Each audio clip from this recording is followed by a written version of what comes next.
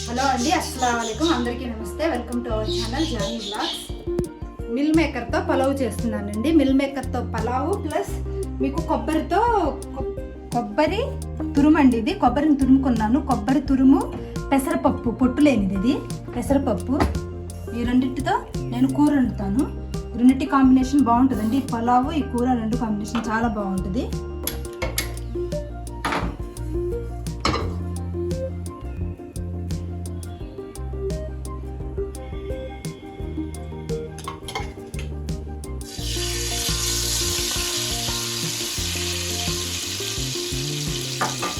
ఎప్పుడైనా సరే మీరు పలావ్ చేసేటప్పుడు అండి ఎప్పుడు ఆయిలే వాడుకోకండి. అలా అని చెప్పేసి మొత్తం నెయ్యే వాడకండి. అది సగం ఇది సగం వేసుకోండి. అప్పుడు ఏంటంటే దానివల్ల మీకు ఆయిల్ వేయటం వల్ల కొంచెం పైన మెతుకులు మెరుస్తూ కనిపిస్తుంటాయి. మొత్తం నెయ్యే వేసారనుకోండి, నెయ్యి మొత్తం అతుక్కోపోయి బాగుండదండి. మీకు చేసి చూడండి, అది మీకు టేస్ట్ చేస్తే తెలుస్తుంది.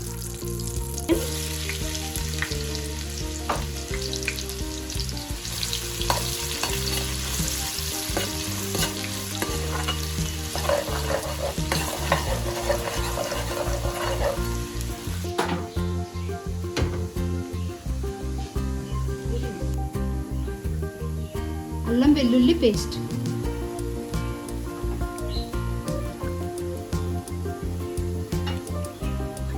పలావ్ చేసేటప్పుడు నెయ్యితో కనుక చేస్తున్నట్లయితే మీరు అల్లం వెల్లుల్లి పేస్ట్ తక్కువ వేసి ధనియాల పౌడర్ ఎక్కువ వేయండి. ఆ మసాలాలు ఈ మసాలాలు కలపొద్దు.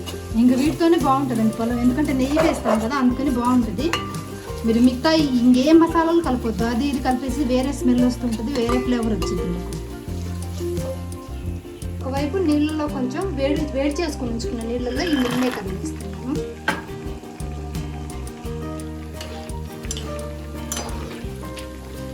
మసాలాలో నేను మిల్ మేకర్ వేస్తున్నాను. ఆ అల్లం వెల్లుల్లి పేస్ట్ దీనికి పట్టాలంటే ఇప్పుడే వేయాలండి.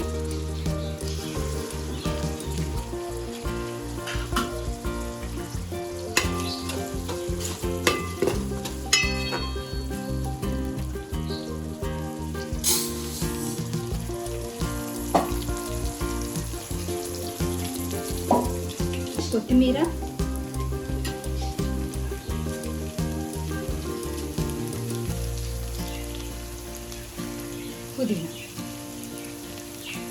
పుదీనా ఎక్కువ ఉంటే కనుక కొంచెం ఎక్కువే వేసుకోండి.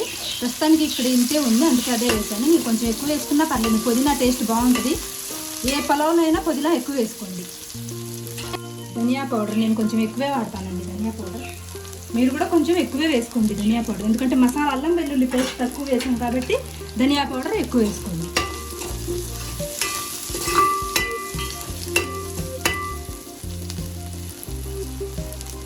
బాస్మతి రైస్ ఈ డబ్బా నిండా తీసుకున్నానండి. దీనికి 1.5 పోసుకుంటున్నాను. మీకు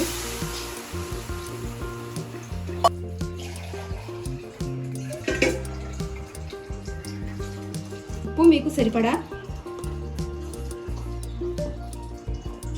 పలావ్ చేసేటప్పుడు కొంచెం కలర్గా కనిపించాలని చెప్పేసి నేను ఎప్పుడు పసుపు వాడతాను. మీకు ఇష్టమైతే వాడుకోండి, వద్దనుకుంటే స్కిప్ చేయండి.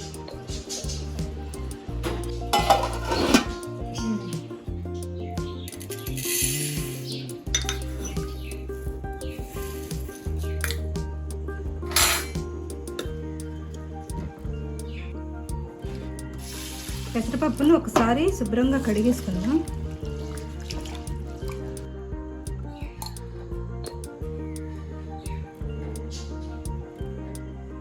ఇందులోనే కొబ్బరి వేసుకుంటున్నాను.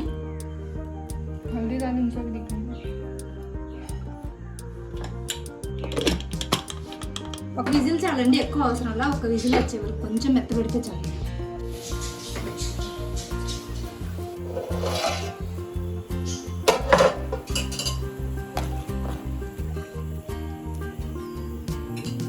దీనికి ఒక విజిల్ వచ్చేసిందండి, ఆపేసాను.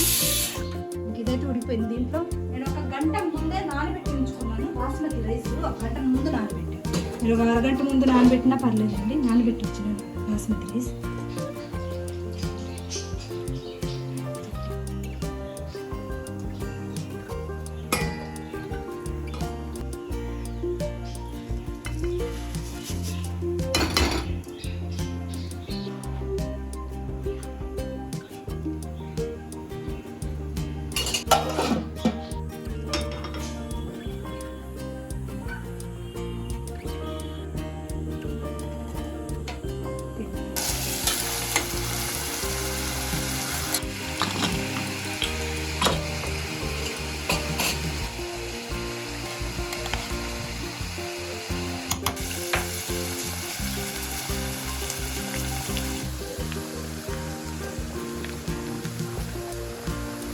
కూరకు మాత్రం ఉల్లిపాయలు కొంచెం గోల్డ్ కలర్ వచ్చే వరకు మాత్రం వేయించుకోవాలండి, అంటే పచ్చి వాసన వచ్చింది.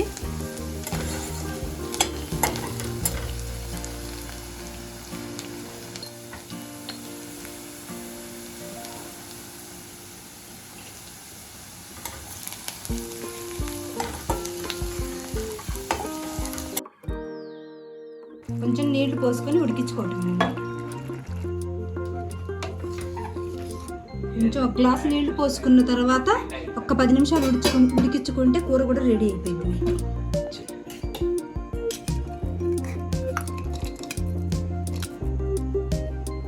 చెడు చేసుకుందాం.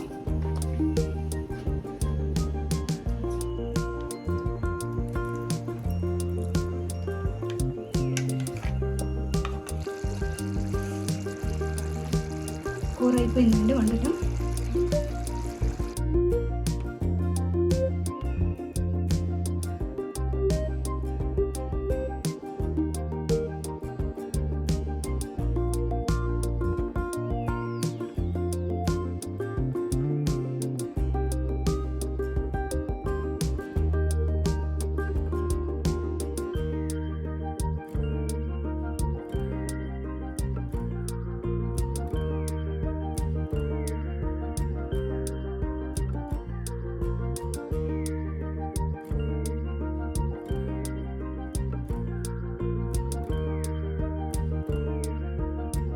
వంట అయిపోయిందండి.